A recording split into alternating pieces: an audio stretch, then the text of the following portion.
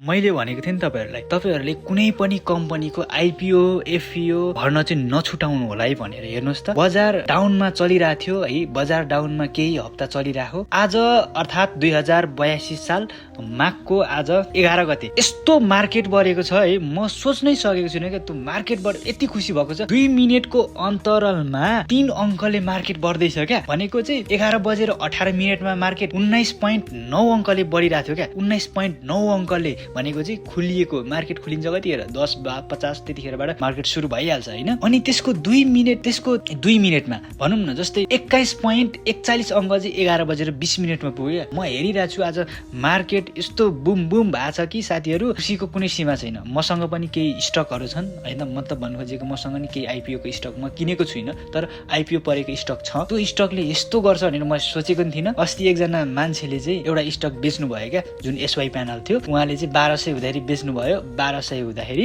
आज SY panel 1800 पुगेको छ। त्यो अझै पनि बढ्छ एसवाई प्यानल हैन। अब 1400 1500 तिर आयो भने त म पनि उठाउँछु एसवाई प्यानल। त्यही भएर तपाईहरु पनि सेकेन्डरी प्राइमरी मार्केट जुनैमा पनि मार्केट बुझेर छिर्नु होला। बुझेर छिर्यो भने मार्केटले कमाएर पनि दिन्छ, तपाईहरुले कहिले कहिले कसो कसो घाटा पनि गराइदिन्छ मार्केटले। त्यही भएर मार्केट इज त एकनास हुँदैन कि तपाईले फाइदा मात्र दिन्छ भनेर। मार्केट भनेको चाहिँ कहिले घाटा कहिले फाइदा हुन्छ।